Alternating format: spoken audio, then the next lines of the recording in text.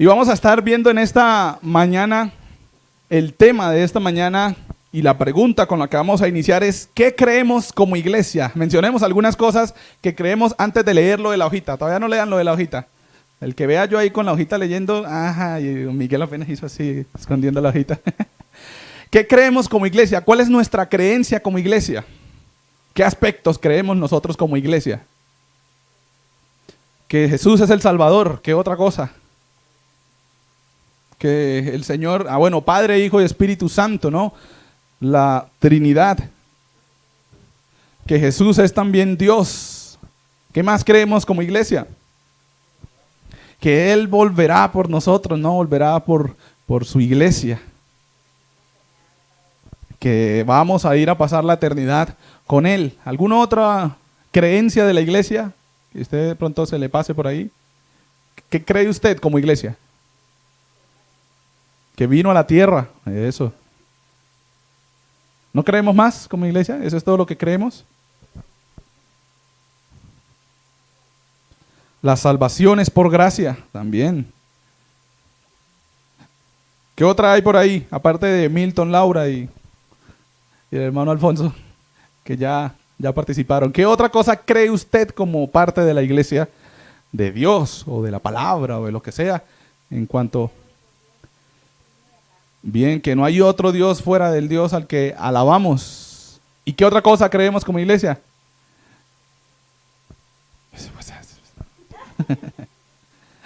Amén, por eso también. No sabemos qué es, pero esperamos que sí. Creemos en varias dogmas, por decirlo así, o varias características acerca de Dios, pero entendemos que cada una de esas características y de esos dogmas son sacados ¿de dónde? De la palabra de Dios, de ahí, de la palabra de Dios. Si de pronto usted no tiene claro qué es lo que creemos como iglesia, ahí en la hojita que les compartí hay 17 aspectos o 17 áreas o creencias, si lo queremos denominar así, que la iglesia a nivel nacional, la alianza a nivel nacional, ha instaurado como la declaración de fe de la denominación evangélica Alianza de Colombia. Esa es oficialmente la declaración de fe de la alianza. Entonces, si usted quiere de pronto en casa decir, bueno, ¿qué es lo que creen allá en la alianza o qué es lo que enseñan? Ahí está la declaración de fe de la denominación evangélica Alianza. Y vamos a mencionar así rápidamente por algunos por encima. Mire que están con pasajes bíblicos para que podamos ir a buscar el pasaje bíblico, a ver qué nos dice. Dice: creemos en un solo Dios eternamente existente en tres personas, Padre, Hijo y Espíritu Santo. Creemos en la inspiración plena de la Biblia por el Espíritu Santo. Creemos que los pecadores son salvos solo por la gracia soberana e irresistible de Dios. Creemos que la salvación se recibe solo por medio de la fe en el único Señor y Salvador Jesucristo. Creemos en la concepción y nacimiento virginal de nuestro Señor Jesucristo, su deidad y humanidad, su muerte expiatoria, su resurrección corporal, su ascensión, su exaltación y su segunda venida personal e inminente. La 6, creemos en la depravación total del hombre a causa de su pecado, su salvación mediante la elección por la gracia soberana y el llamamiento de Dios. Creemos que la persona arrepentida que pone su fe en el sacrificio vicario de Cristo vive una vida victoriosa mediante el poder del Espíritu Santo. La 8 dice: creemos en la existencia de la Iglesia Universal, la cual es el conjunto de todos los creyentes en Cristo que en cualquier lugar o tiempo han sido redimidos por la gracia de Dios y por medio de la fe en Jesucristo. Creemos en la unidad de la iglesia, la cual está basada en Cristo, que es la cabeza. Creemos en la resurrección corporal de todos los muertos, los creyentes en Cristo para vida eterna y los incrédulos para vergüenza y condenación eterna. Creemos que el liderazgo de la iglesia debe estar conformado por varones calificados bíblicamente.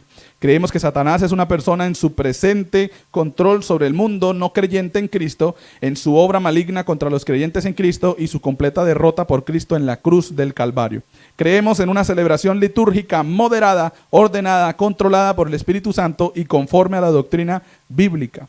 Creemos en los dones del Espíritu Santo como lo establecen las Sagradas Escrituras, entendiendo que algunos de ellos fueron temporales y otros permanecen para la edificación de la iglesia. Creemos que el matrimonio es indisoluble y que el divorcio no es la solución de los conflictos familiares. Creemos en la disciplina como la instrucción y la corrección bíblicas aplicada a los miembros que han pecado con el propósito de llevarlos a la restauración. Y creemos que Dios es el autor, dueño y señor de la vida. Por eso no estamos de acuerdo con el aborto, la eutanasia, el secuestro, el maltrato físico, psicológico, ni ninguna otra expresión que atente o dañe la vida y dignidad de la persona humana.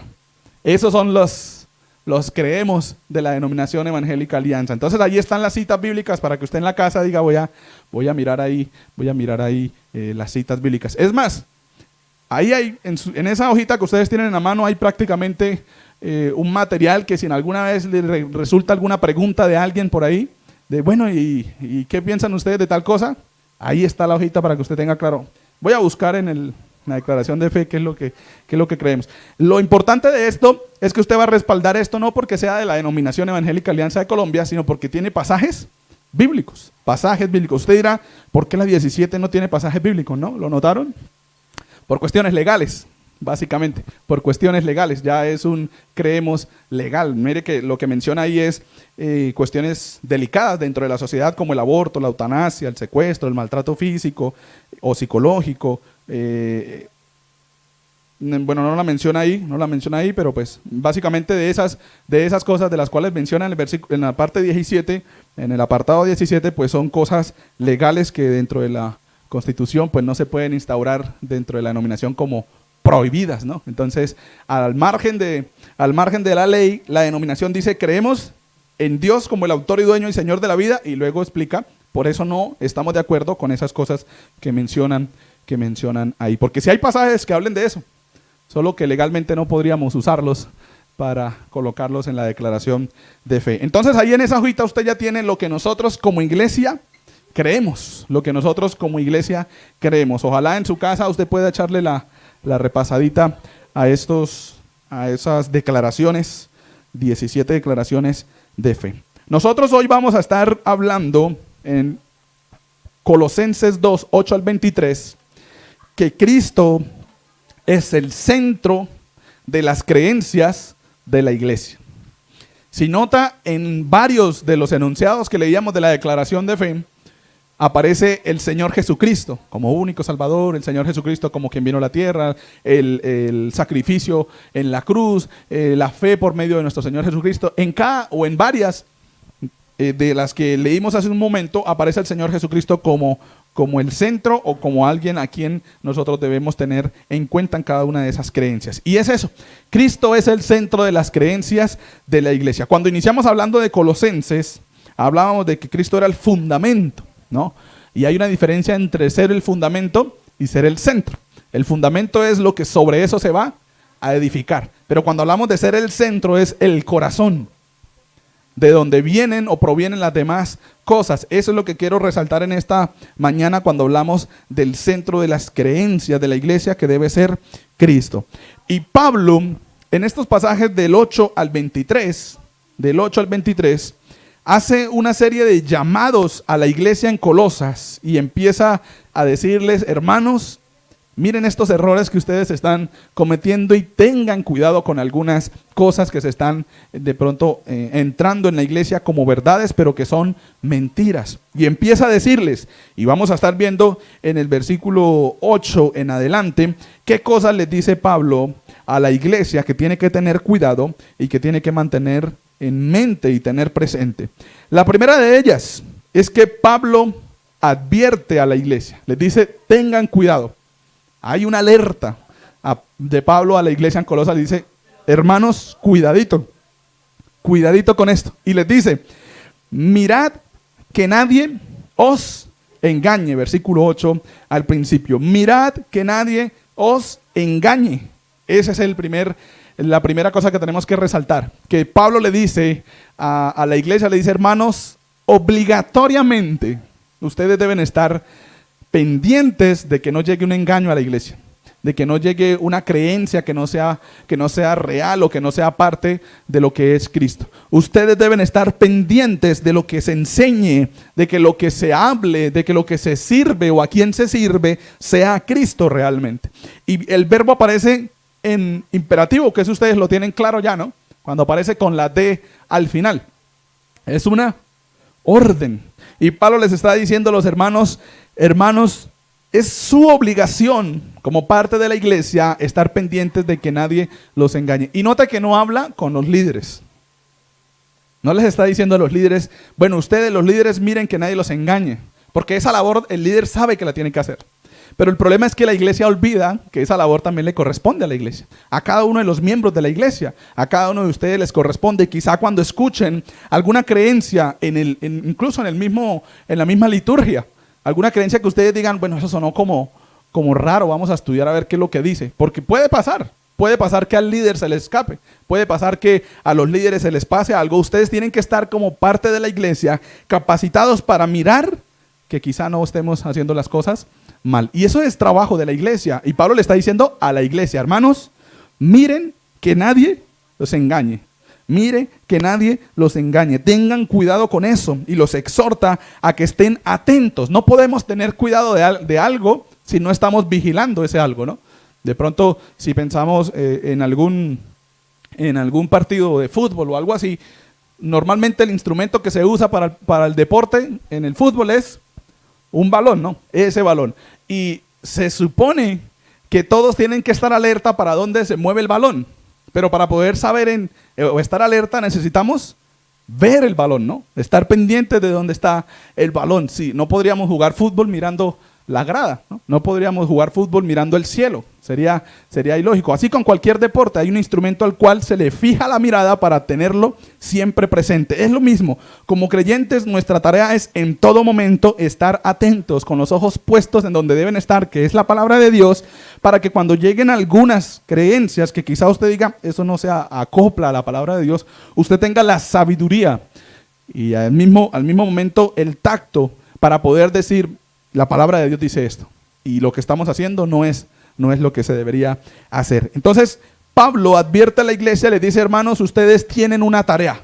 Y la tarea que ustedes tienen es vigilar. Mirar que nada entre en la iglesia que no sea cierto o que no tenga en cuenta al Señor Jesucristo. Y luego les dice, en el mismo versículo 8, les dice, porque hay unos parámetros del engaño. Y les dice, más o menos así va a llegar el engaño.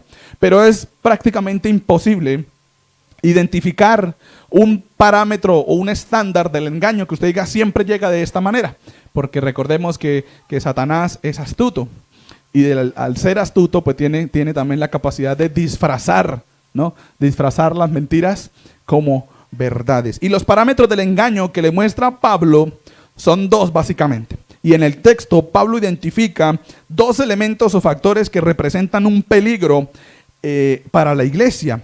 Y la primera de ellas dice el versículo 8, por medio de filosofías y huecas sutilezas. Mire ese término, sutilezas. ¿Qué es? Algo sutil. Bueno, delicado, suave. Vaya con sutileza. Eso, por ahí va, ¿no? Imperceptible. Algo sutil. ¿Qué es algo sutil? Que pasa desapercibido, ¿no? Esa era la palabra que estaba buscando, ¿cierto? Yo sí veía a Ángela ahí. Que pasa por desapercibido. Esa es la idea de sutileza, ¿no? Que pasa por desapercibido. Y está diciendo Pablo que las filosofías huecas son además sutiles. Es decir, que no se van a presentar delante de la iglesia como yo soy la filosofía hueca. El engaño no se va a presentar a la iglesia diciéndole yo soy el engaño. El engaño o una falsa creencia o una falsa doctrina no se va a presentar a la iglesia diciéndole yo soy una falsa doctrina, pero tienen que hacer esto. Jamás va a pasar así. Como iglesia es por eso que Pablo les dice estén atentos, porque no va a ser fácil identificar las mentiras dentro de la creencia cristiana o dentro del ámbito de la iglesia. Pero ustedes tienen que estar atentos y les da algunas características. Les dice, la primera que ustedes siempre tienen que tener en mente, que tienen que pasar por el filtro de la palabra de Dios, son las filosofías humanas, el humanismo. Lo que la sociedad de pronto quiere instaurar en la iglesia y no debemos doblar en ese sentido las creencias de la iglesia para acoplarnos a lo que la sociedad dice, sino que al contrario, la sociedad tiene que doblar sus rodillas para acercarse al Señor. Y es por medio de la iglesia. Somos nosotros los que hacemos eso. Nosotros no debemos disfrazarnos de las mentiras para poder llegar a ellos. Recuerden que somos luz en las tinieblas, es cierto, en las tinieblas. Pero ahora en las tinieblas nosotros mantenemos la luz. No nos apagamos como luz para que a ellos les guste. ¿Me entienden lo que les estoy diciendo? Como creyente yo no puedo menguar ser cristiano para caerle bien a alguien que no es cristiano. Eso no quiere decir que yo voy a ir a atacar a esa persona porque no es cristiano. Eso quiere decir que yo marco la diferencia en donde quiera que esté.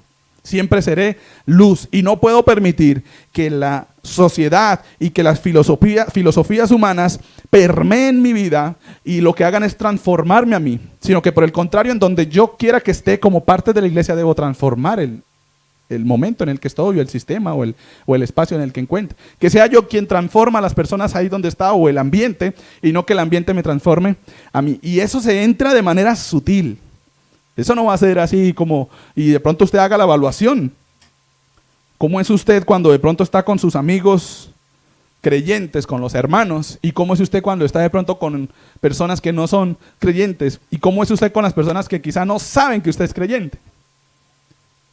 Y mire si de pronto usted está haciendo el mismo en la iglesia con las personas que saben que usted es creyente, pero de pronto no son creyentes, o con las personas que no saben que usted es un cristiano. Si usted de pronto no lo está viendo nadie que lo conoce, ¿cómo se comporta? Si usted de pronto está con gente que le tiene mucha confianza, pero que no es creyente, ¿cómo se comporta? Y si usted está acá en la iglesia, ¿cómo se comporta? Si es el mismo comportar, bien. Si no lo es, ahí sí hay que evaluarnos. Porque quizá la filosofía es humana, porque quizá la sutileza del engaño de Satanás está permeando nuestra vida. Y nosotros nos estamos dejando moldear. Y recuerden, no os conforméis a este siglo, sino transformaos. Esa es nuestra tarea, transformar. Luego sigue diciendo el segundo parámetro de la mentira. Le dice, no solamente las filosofías humanas, o lo que la sociedad vaya inventando, o lo que la ciencia vaya inventando, sino que también dice huecas sutilezas según las tradiciones de los hombres conforme a los rudimentos del mundo. Les dice entonces Pablo que pueden existir falsas religiones, no solamente falsas filosofías, porque lo que viene del mundo obviamente será negativo, pero a veces se disfrazan de iglesia para creer o mostrar algo positivo, pero no lo son. Y nosotros tenemos que tener la suficiente sabiduría en la palabra de Dios para identificar cuando alguien que llega a nuestra casa con algún concepto aparentemente bíblico, realmente lo está guiando el Señor y cuando no. Cuando es una falsa doctrina o una falsa religión. Pero eso solo lo podemos hacer cuando nosotros tenemos contacto con el Señor a través de su palabra. Fuera de eso no vamos a encontrar, porque si no estamos aferrados a la palabra de Dios, que es el manual que nos dejaron, cualquier cosa que llegue nosotros vamos a decir, oiga, sí, suena como bonito eso. Veían en esta tarde, ayer en la noche, curiosamente me salió un video de un pastor, si lo podemos llamar así, de un ministro, digámosle de esa manera, en la cual decía que iba a orar por la iglesia. Y los hermanos, amén, gloria a Dios, pero que no veía nada en el altar por lo cual orar. Y empezó a incentivar a los hermanos para que pusieran algo de dinero económico. No sé si alguno ha visto ese video, diciéndoles que hasta que no hubiese algo ahí no empezaba a orar, y que si no tenía mucho pues póngalo, que de todas maneras el Señor que le dio al principio le dará también después de poner todo lo que tiene. Y a la gente le gustaba eso, ¿no? Obviamente, pues si el Señor me dio, claro, si tengo estos 3 pesitos, pues fue porque el Señor me lo dio, y si lo pongo allá pues crea la esperanza de que el Señor le va a dar 6 pesitos, pero eso está mal, y eso es una falsa creencia, porque el Señor no nos mandó a nosotros a hacer pacto con Él. Y ese es otro error. Siempre en la Biblia aparece el Señor haciendo pacto con el hombre, no el hombre haciendo pacto con Dios. Nosotros no podemos pactar nada con Dios porque no tenemos el nivel para llegarle a Dios y decir, Señor, yo me comprometo y sé que voy a pactar, porque siempre fallamos. El que nunca falla fue el que se acercó a la humanidad y le dijo, voy a hacer un pacto con ustedes. Nosotros no alcanzaríamos al Señor si no el Señor se hubiese venido a la tierra a morir en la cruz por nosotros. No hay otra manera. Y Él hizo el pacto con nosotros en la cruz. Y ese tipo de creencias nosotros como creyentes, como personas sabias, debemos entenderlas que son falsas y que no deben entrar en la iglesia. Cuando usted de pronto ve a algún pastor por ahí en la alianza haciendo eso, corríjalo. Y hermano, eso está mal. Dios quiera que no no lleguemos a eso. Yo creo que no será así. Pero cuando usted vea ese tipo de creencias, usted entienda que no funciona así. Y pasa de pronto cuando hablamos de sutileza, pasa de pronto con las frases que nos gustan, ¿no?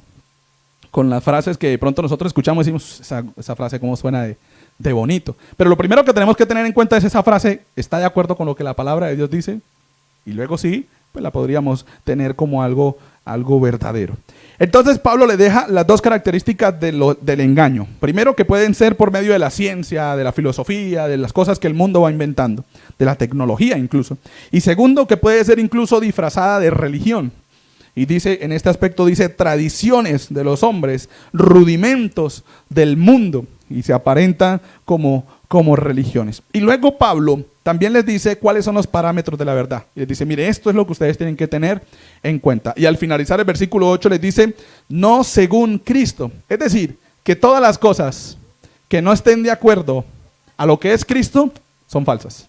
Que todas las cosas que no vayan de acuerdo a lo que Cristo estableció en su palabra son falsas. Y ese es el primer parámetro que nosotros tenemos claro. No, las cosas que no van según Cristo, pues no pueden ser tomadas como verdad. Luego el versículo 9 nos dice, porque en él habita corporalmente toda la plenitud de la deidad. Cristo es Dios, está diciendo. Cristo es Dios. Las cosas que de pronto nieguen a Cristo como Dios, gracias mi hermano, que de pronto nieguen a Cristo como Dios, tampoco pueden ser tomadas como verdad. El versículo 10.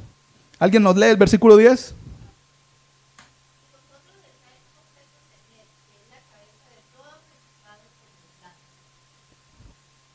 La iglesia está completa en Cristo. Él sabe, Él conoce cuáles son sus ovejas, dice, ¿no? Y las llama por nombre. Él sabe cuáles son sus ovejas. Él sabe quién es usted y nos conoce como tal. Y estamos completos en Él. Es decir, no necesitamos nada que esté fuera del Señor Jesucristo. El versículo 11, ¿alguien nos lee?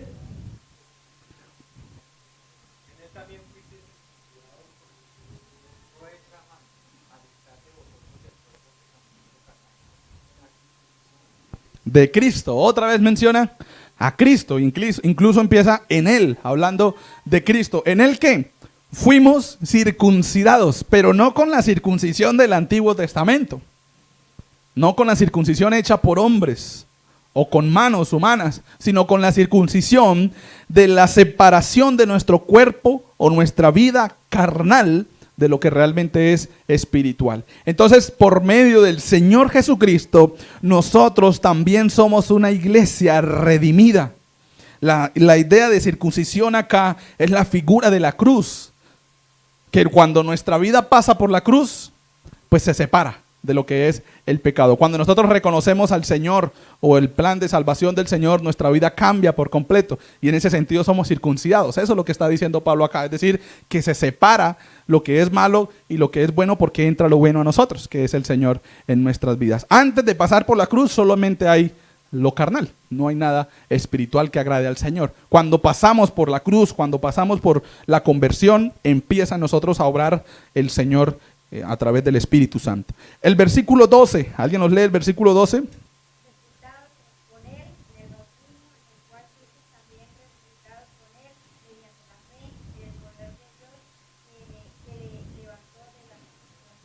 Bien, decimos y dice la palabra que el bautismo es un paso de obediencia o de fe, también la denominamos como tal, ¿no? Que es un paso que se hace ¿para qué? Para identificarnos como creyentes, ¿no?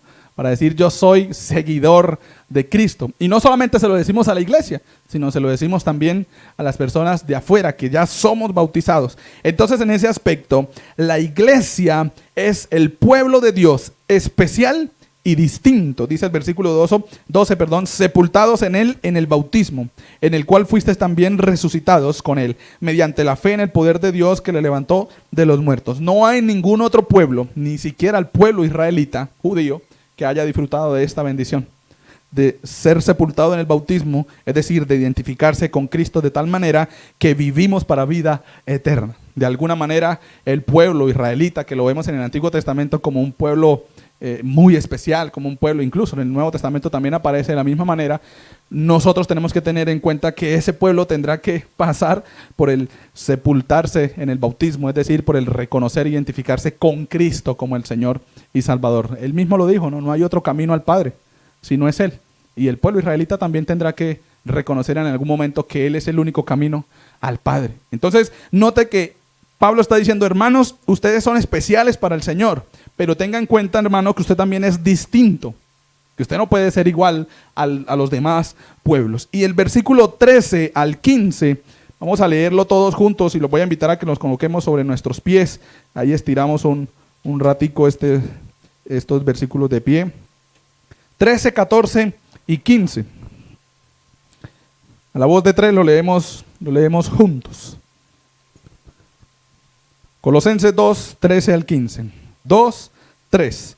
Y a vosotros, estando muertos en pecados y en la incircuncisión de vuestra carne, os dio vida juntamente con Él, perdonándoos todos los pecados, anulando el acta de los decretos que había contra nosotros, que nos era contraria, quitándola de en medio y clavándola en la cruz. Y despojando a los principados y a las potestades, las exhibió públicamente, triunfando sobre ellos en la cruz. Pueden sentarse, mis hermanos. Otra característica de la verdad del Señor es que la iglesia disfruta de la vida de libertad en Cristo. Y menciona algunas cosas de las cuales nosotros somos libres. Dice, ahora ustedes tienen vida. Dice, os dio vida, perdonándoos todos los pecados, es decir, somos libres de la esclavitud del pecado. Después dicen, dándonos libertad de la ley.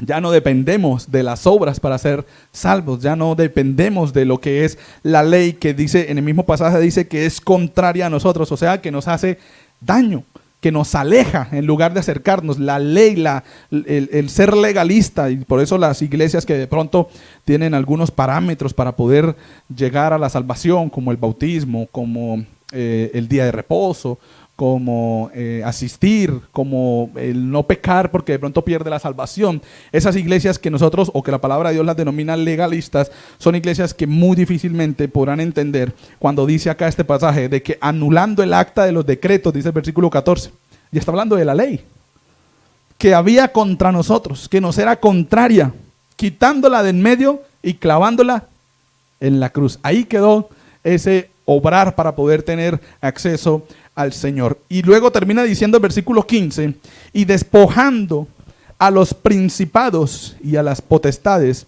los exhibió públicamente, triunfando sobre ellos en la cruz. Esa victoria del Señor nos da libertad de la ley, pero también nos da libertad de la obra de los espíritus malignos. Y es lo que está diciendo.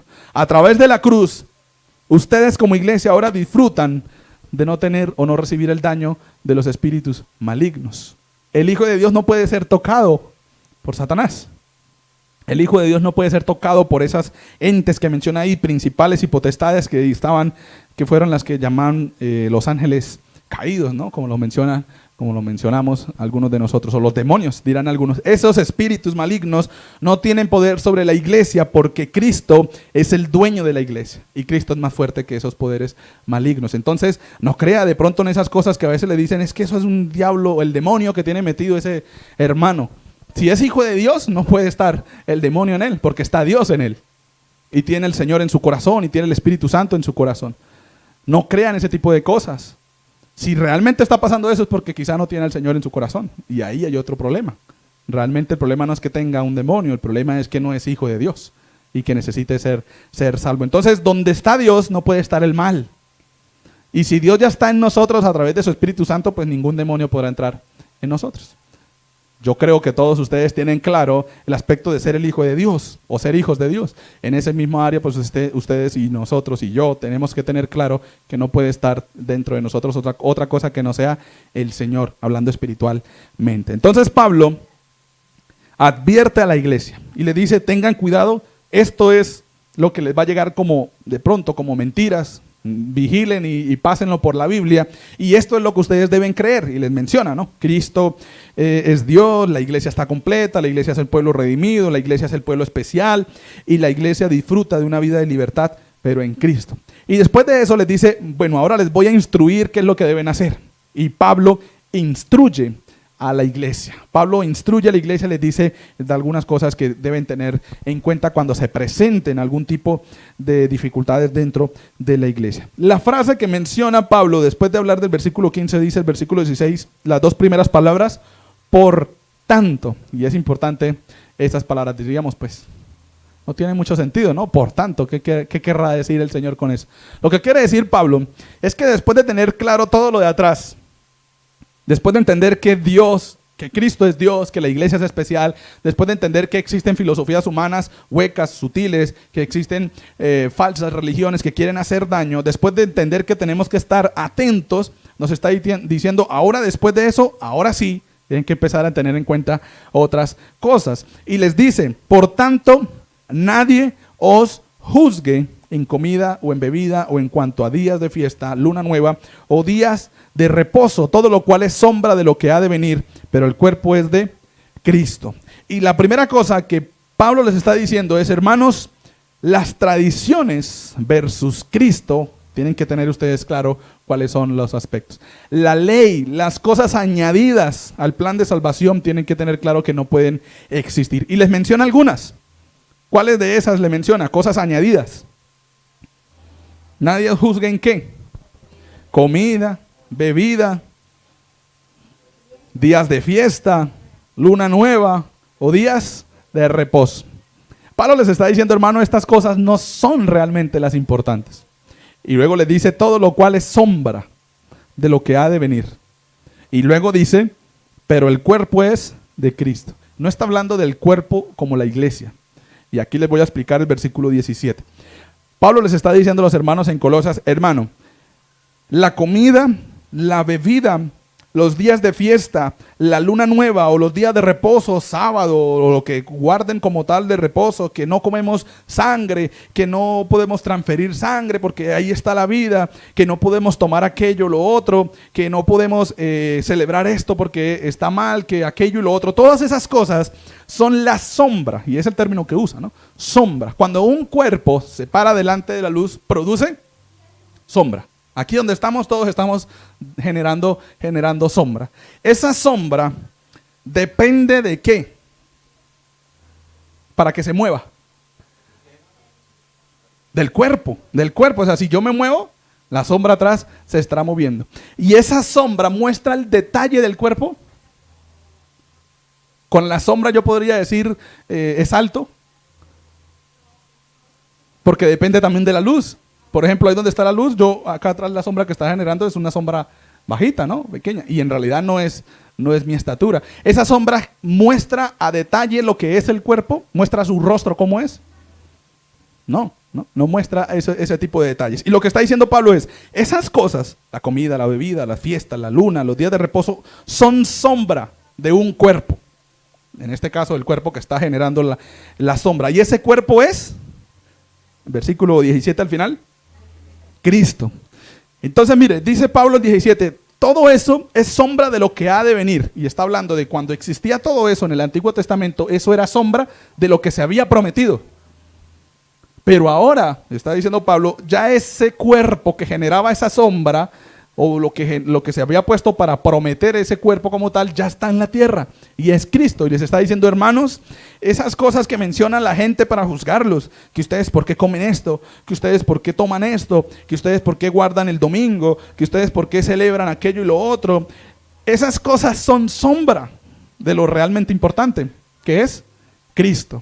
Entonces esas cosas realmente no tienen la magnitud o no deben tener la magnitud que tiene Cristo. Y eso lo que hace es distraer a la iglesia. Esas cosas lo que hace es distraer a la iglesia y generar división. Y cuando el Señor vino a la tierra a unir, ¿no?, con el Señor al pueblo o a la iglesia como tal. Entonces está diciendo, Pablo les dice, hermanos, las tradiciones, todas esas que mencionan ahí, cuando las tengamos frente en la iglesia, tenemos que recordar que el cuerpo que genera esas cosas como sombra es Cristo, y que lo realmente importante es Cristo, ¿no? ¿Qué como? ¿Qué bebo? ¿Qué guardo? ¿Qué hago? ¿Qué no dejo? ¿Qué hago? ¿Qué dejo de hacer? Lo realmente importante en la iglesia debe ser Cristo y no las tradiciones. Porque nosotros aquí tenemos tradiciones. ¿Cómo qué tradiciones tenemos nosotros?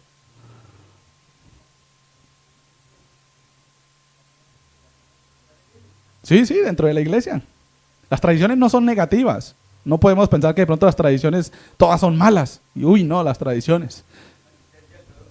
Los domingos, sí, a veces es una tradición, ¿no? Ya se ha convertido en una tradición. Entendemos no dejando de congregarse y lo aplicamos a los domingos, pero también es jueves, también es martes, también es miércoles o cuando haya actividades. Pero nuestra tradición es el domingo, ¿no? El domingo como tal. A veces la tradición de sentarse en la misma silla. Ya tenemos marcada la silla y decimos, esta es la mía. Y al que vea yo por ahí, ese domingo no ofrendo. Esas son tradiciones. La tradición de ponerse la ropa más bonita para el domingo, ¿no? De vestirse, es que el domingo tengo que vestirme bien porque voy para... Esas son tradiciones. Y hay muchas otras tradiciones que nosotros manejamos. Pero hay tradiciones, o ese tipo de tradiciones no confunden lo que nosotros entendemos como lo verdaderamente importante que es Cristo, ¿no? Nosotros no confundimos que porque me quitaron la silla, entonces, ya no creo en Cristo. Pero hay que tener cuidado son con las tradiciones que confunden lo que es Cristo. Por ejemplo, guardar el sábado. Confunde lo que es Cristo. Porque era una promesa o era un mandato dado a Israel en el Antiguo Testamento. Y el Señor vino después a decirles, incluso sanó en un día de reposo, ¿recuerdan? Sanó en un día de reposo y lo querían prácticamente crucificar con anticipadamente, todavía no era el tiempo. Y el Señor dice, ¿qué es más importante? ¿Guardar ese día de reposo o sanar a esta persona que está necesitada? ¿Qué es más fácil, decirle levántese o decirle tus pecados te son perdonados? Y el Señor vino a marcar la pauta de que esas cosas estaban confundiendo a la iglesia. Y todavía quizá nos confunden. Lo verdaderamente importante es Cristo. Luego dice, el versículo 18 en adelante, menciona otras cosas y dice, nadie os prive. Mire que arriba decía, nadie os juzgue. Acá dice, nadie os prive de vuestro premio, afectando humildad y culto a los ángeles, entremetiéndose en lo que no ha visto, vanamente hinchado por su propia mente carnal, y no haciéndose de la cabeza en virtud de quien todo el cuerpo, nutriéndose y uniéndose por las coyunturas y ligamentos, crece con el crecimiento que da Dios. La idolatría versus Cristo. Y yo creo que ahí esa sí es más fácil de identificar como iglesia. Nosotros sabemos cuando algo es ser idólatra, ¿no? Cuando estamos de pronto generando un ídolo dentro de la iglesia. Hablando en este caso menciona a los ángeles, ¿no? Y dice también afectando humildad. Y lo que está diciendo cuando dice afectando humildad, está diciendo es que esos maestros o esas personas que estaban enseñando ese tipo de cosas. ¿Recuerdan cuál era el problema de Colosas? El problema general, lo vimos al principio en un video. Que los hermanos en Colosas no hallaban cómo ubicar a Cristo dentro de lo que ellos tenían en su percepción de lo que era divino y humano. Y recuerden que Cristo, era 100% o es 100% Dios y 100% hombre. Entonces, la percepción de los hermanos en Colosas es, lo divino no puede estar en lo humano y lo humano no puede estar en lo divino porque se mezclarían y eso generaría conflictos, ¿no? ¿Cómo podemos decir que Dios vino a la tierra siendo Dios pero al mismo tiempo hombre? Entonces ellos lo que hicieron fue crear como un espacio intermedio en el cual pusieron a todos los ángeles y entre esos pusieron a Cristo. Y los estaban confundiendo esa creencia porque para ellos Cristo era como un ángel. Para el pueblo de Israel, Cristo es un profeta más. Y están esperando supuestamente al Mesías, porque no les ha llegado el que quieren. Y la iglesia en Colosas estaba colocando a Cristo como un ángel más. Y por eso estaba adorando también a otros ángeles.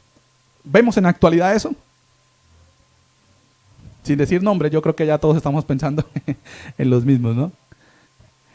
Se ponen ciertas imágenes, se ponen ciertas cosas con la intención, quizá, como dice acá el versículo 18, de humildad, ¿no? Dice versículo 18, afectando humildad, porque quizá esas personas han sido engañadas. Han sido engañadas creyendo de que existe otra cosa al nivel de Cristo que los puede llevar al Señor. Y no hay nadie al nivel de Cristo que los pueda acercar al Padre, solamente el Señor Jesucristo. Los ángeles, ¿recuerdan Apocalipsis? Dice que, Apocalipsis 22, si no estoy mal, versículos 8 y 9, si usted lo quiere buscar ahí, dice que Juan quien tenía la visión, vio al ángel y vio todo eso y se postró delante del ángel a adorarlo. Y el ángel le dice, no haga eso, porque el único que merece adoración es Cristo, el que va a venir. El mismo ángel reconocía que no debían adorarlo a él, sino que deberían adorar a Cristo. Cuando vinieron los ángeles y fueron vistos por los pastores, ¿a quién estaban adorando? ¿Recuerdan cuando el Señor nació? Estaban cantando acerca del Señor, del que había venido, ¿no? Del que iba a estar como tal. Cuando vino el ángel a decirle a María como tal, ¿qué vino a anunciarle? Que iba a venir el Salvador, el Emanuel, el Dios con nosotros, el Jesús, el Salvador. Estaba proclamando que era alguien que era mucho más grande que él. Y es por eso que no debe existir nada dentro de la iglesia que usurpe el lugar de Cristo. Ni ángeles, ni santos, ni imágenes, ni pastores, ni líderes. Lo que tiene que estar siempre como la cabeza, dice el versículo 19, ¿no? Y mire que aparece, no sé si en sus Biblias aparece así, en la mía aparece así, la cabeza con la C mayúscula. No es una cabeza cualquiera. Está diciendo que esa cabeza es la cabeza.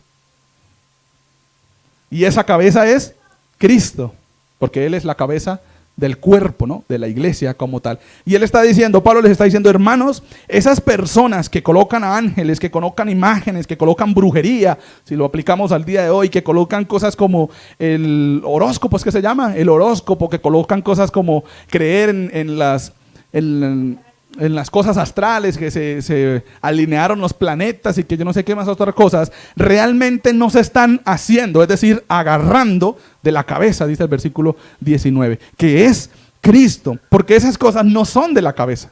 Así que hermano, tenga cuidado cuando quizá usted está buscando o creyendo eso que dice el horóscopo y ese tipo de cosas.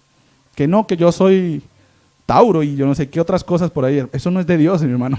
Eso no es del Señor. Y tenga cuidado con eso. Tenemos que corregir eso, porque ha entrado suave.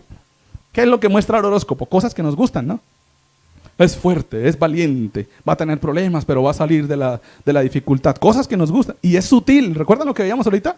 Sutil, suena bonito. Oiga, sí, qué chévere. Yo como que me identifico con eso. ¿Cuántas personas no se identificarán con la misma?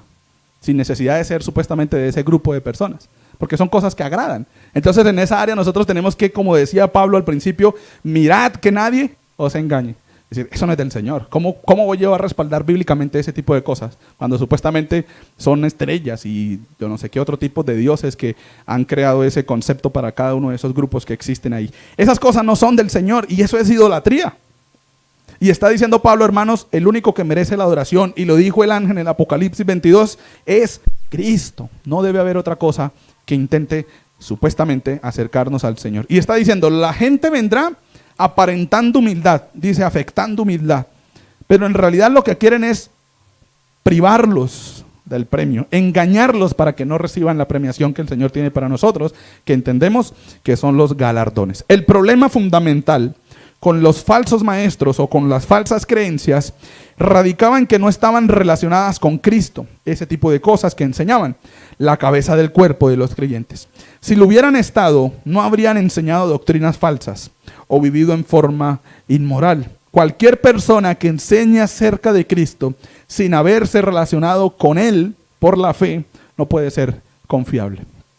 Incluso esos comentarios que vemos por ahí del, entre comillas, teólogo. Ser teólogo no quiere decir ser cristiano.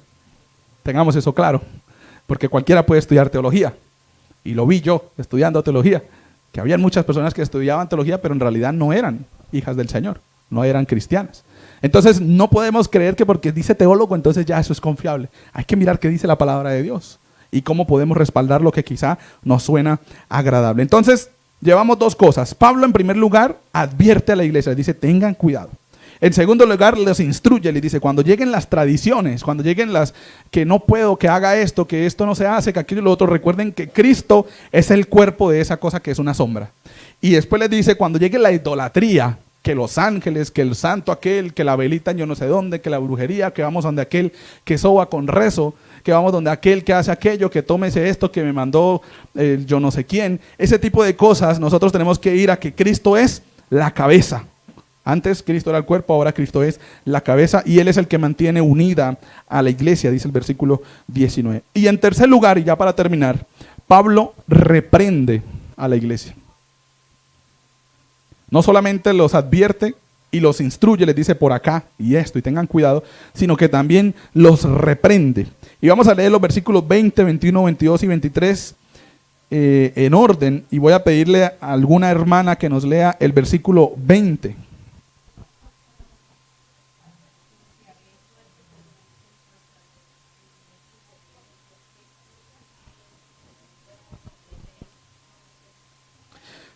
Habéis muerto con Cristo en cuanto a los rudimentos del mundo.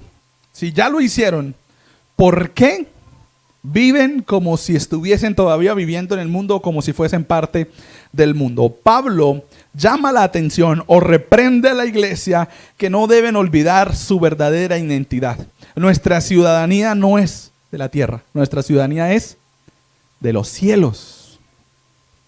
Entonces nosotros debemos ser la manifestación de Cristo en la tierra. Cada uno de nosotros debe reflejar a Cristo. Recuerden que ser cristiano es caminar por donde el líder, en este caso Cristo, ya caminó, y lo veíamos esta semana.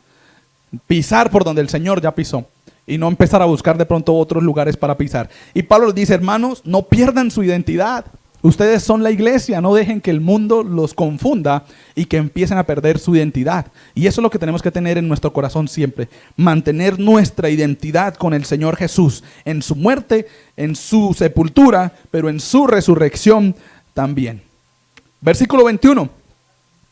¿Alguien nos lee el versículo 21? Un varón que nos lea el versículo 21. Está cortico. Bien. No manejes, ni gustes, ni aún toques. ¿Qué característica tienen en común? Bueno, acciones, pero ¿qué? ¿Cómo? Ajá, negativas, ¿no? Con prohibiciones llamaríamos eso, ¿no? No se deben hacer. Y Pablo en este caso, en el versículo 21, está llamando la atención o reprendiendo a la iglesia, diciéndoles, hermanos, no olviden el verdadero propósito de ser el cuerpo de Cristo. No somos hijos de Dios para simplemente tener prohibiciones, como la sociedad a veces dice, ¿no? No, es que en la iglesia eso es, no haga esto, no haga aquello, no haga esto. Sino que por el contrario, nosotros somos hijos de Dios para hacer lo que el Señor ha hecho. No para dejar de hacer, porque dejar de hacer es resultado. No sé si ustedes lo han visto así. Usted no se propuso dejar de, si usted era de pronto un alcohólico, dejar de beber y mejor dicho, lo voy a hacer, y lo logró hasta que no vino el Señor Jesucristo a su corazón. ¿Cuántas veces no intentan las personas salir del alcoholismo por sus propias fuerzas? O de la drogadicción, o de lo que sea. Y por sus propias fuerzas no lo logran. Porque el que lo hace es el Señor. Porque el que lo hace es Dios. Entonces, el no hacer, el no gustar, el no tocar, el no manejar, como menciona en este caso el versículo 21, es realmente un resultado de estar en Cristo. Es un resultado de estar con el Señor. No quiere decir que entonces no haya de pronto cosas que debemos dejar de hacer, pero esas cosas son resultado de hacer, o sea, de vivir como Cristo. Si yo vivo como Cristo vivió, si yo vivo como el Señor me mandó a vivir, pues esas cosas se irán dejando, se irá pasando. Ya no son importantes para mí. Y es porque Cristo empieza a tomar control de nuestra vida. El verdadero propósito de ser iglesia, a eso es que llama la atención Pablo, en este caso, a los hermanos en Colosas. Versículo 22. ¿Alguien que nos lea?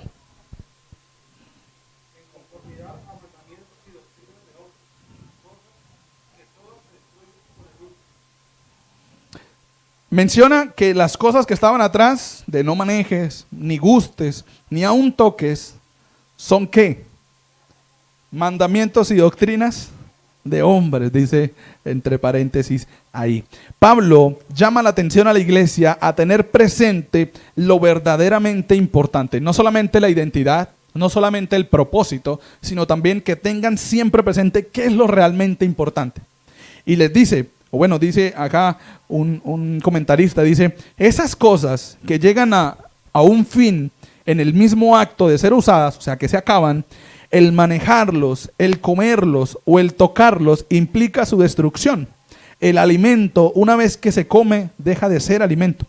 Estas no son las cosas más importantes. Estas cosas no son las máximas realidades. esas cosas que menciona atrás, como lo veíamos en los versículos atrás de la comida, la bebida, los días de fiesta, la luna, el día de reposo, todas esas cosas no son realmente lo importante. Lo importante realmente es Cristo. Dice cosas que se destruyen con el uso. Esas cosas que la iglesia estaba tomando como prohibiciones que debían hacerse, como no manejes, no guste, no coma, no haga esto porque eso está mal, eso no se debe hacer, aquello y lo otro, realmente eran cosas vanas, eran cosas que se iban a acabar y que no tenían la importancia que realmente deberían tener en la iglesia. Y eso estaba confundiendo a la iglesia. La iglesia estaba colocando eso como algo mucho más importante que al mismo Señor Jesucristo. Dios quiera que nosotros no vayamos a caer en ese error. Luego el versículo 23 dice la primera parte: tales cosas tienen a la verdad cierta reputación de sabiduría, en culto voluntario, en humildad y en duro trato del cuerpo. Pablo llama la atención a la iglesia a no ser participantes de la hipocresía. Es lo que está diciéndoles Pablo. Y les dice, esas cosas que llega la gente prohibiendo que no haga, que haga esto, que póngale a este, que póngale a aquello, aparentemente llegan con una reputación de sabiduría, dice, ¿no? Lo que le decía al principio, ¿no? Sutileza. Así van a llegar como, oye, así tiene como verdad, lo que está diciendo es como cierto. Con un culto voluntario, o sea, que la gente se entrega y siente como que realmente eso les está ayudando. Con una falsa humildad y también causándose daño físico. Así era como los falsos maestros estaban convenciendo a la iglesia en Colosas. Hacían de pronto ese tipo de eventos en los cuales se latigaban porque seguían o porque no querían hacer las cosas que les prohibía la tradición. Y entonces cuando los hacían, se latigaban y hacían daño. ¿Lo vemos hoy? Lo vemos hoy, ¿no? Ese tipo de tradiciones religiosas en las cuales se hacen daño, supuestamente porque el Señor los mandó a hacer eso, o porque es parte de la iglesia. Pero esas son tradiciones, y lo hemos visto a través de Colosenses hoy, que esas cosas, como dice el versículo 22, son doctrinas de hombres, en conformidad a mandamientos y doctrinas de hombres, no del Señor.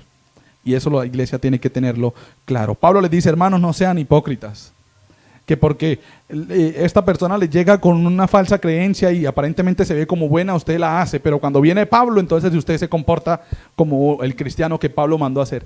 Porque podemos engañar a Pablo, podemos engañar a Andrés, podemos engañar a los líderes de la iglesia, pero jamás podremos engañar al Señor Jesucristo. Él sabe cómo nosotros realmente estamos viviendo. Que en la iglesia decimos que sí, cuando hablamos de pronto de no acceder a brujería o a ese tipo de cosas que hacen daño, pero cuando estamos en la casa y llega de pronto la comadre o el compadre y nos habla de ese tipo de cosas como solución para algo, nosotros lo vemos como bueno. Ahí hay una hipocresía. Porque nosotros decimos acá, no, es que eso está mal, pero vamos afuera y salimos de acá y decimos, bueno, puede que sí, de pronto pueda solucionar algo. Ahí ya hay un error y nosotros estamos siendo hipócritas. Para los colosenses, la disciplina que los falsos maestros tenían, el latigarse, el hacerse todo ese tipo de cosas les parecía agradable, pero Pablo les está diciendo, esas cosas no son realmente importantes y eso es ser hipócrita. Y luego el versículo 23 al final dice, pero no tienen valor alguno contra los apetitos de la carne, de nada les sirve. Terminan de hacer todo eso y se siguen sintiendo vacíos. Terminan de hacer todo eso y no encuentran la solución. Leen el horóscopo y creen que ya mejor dicho se llenaron con todo eso, pero empiezan a vivir la vida y de nada les sirve eso que leyeron allá. Empiezan a acudir a la brujería, aquello y lo otro y tampoco les funciona. Porque esas cosas, dice, no cumplen o no sacian los apetitos de la carne, o no sacian o no llenan como tal. Va en contra de los apetitos y Pablo llama la atención a la iglesia a tener claro que el legalismo o que ser de pronto solidario con lo que la sociedad quiere inculcar en la iglesia de nada nos sirve porque no es de parte del Señor. Seguir una larga lista de normas religiosas requiere una firme autodisciplina y puede hacer que quizá una persona aparente ser moral, pero las normas religiosas no pueden cambiar el corazón de las personas. Solo Cristo lo puede hacer. Solo el Señor lo hace. Y para terminar, concluyendo en esta mañana, nuestra vieja y rebelde naturaleza o manera de vivir murió en la cruz. Allá se quedó eso de buscar otra cosa que no sea el Señor para tener solución. La resurrección de Cristo nos garantiza una vida acá en la tierra, pero también una vida eterna con Él. Y como iglesia somos llamados a estar vigilantes, a mirar que nadie nos engañe, para que falsas creencias no sean introducidas como verdades en nuestra iglesia o en nuestras creencias. Somos la iglesia de Cristo, quien dijo de sí mismo ser el camino y la verdad y la vida. Quien añadió que nadie se puede acercar al Padre si no es por medio de Él. En eso creemos y es eso lo que proclamamos a toda la humanidad. Cristo es el centro de nuestras creencias como iglesia. No hay nadie y jamás existirá nadie como Él. Amén. ¿Realmente Cristo es el centro de sus creencias? Cuando llegan los problemas y no encuentra solución, ¿usted busca a Cristo o busca cualquier otra cosa que aparentemente le da solución? Llegan con falsa humildad. Mire cómo menciona Colosenses, cómo va a llegar la falsa creencia, ¿no? Sutil, por debajo, suavecito. Como que no es tan mala, como que al fin y al cabo no hace tanto daño, pero la intención es hacer mucho daño. Jamás Satanás se presentará ante un creyente como Satanás. Se presentará, y por eso se llama tentación, ¿no? Porque nosotros puede que caigamos o no, o que podemos ser convencidos en esa área, porque Satanás mostrará lo agradable, lo bonito. Y el Señor aquí nos dice, esas cosas no son realmente lo importante. Pablo nos dice, hermanos, tengan cuidado. Ustedes como iglesia hacen parte de esa labor de vigilar. Eso no le pertenece solamente a los líderes. Ustedes también deben tener la capacidad de ir a la Biblia y decir, bueno, yo escuché esto en tal parte, vamos a ver qué es lo que dice la Biblia. Primero pasarlo por el filtro de la palabra de Dios.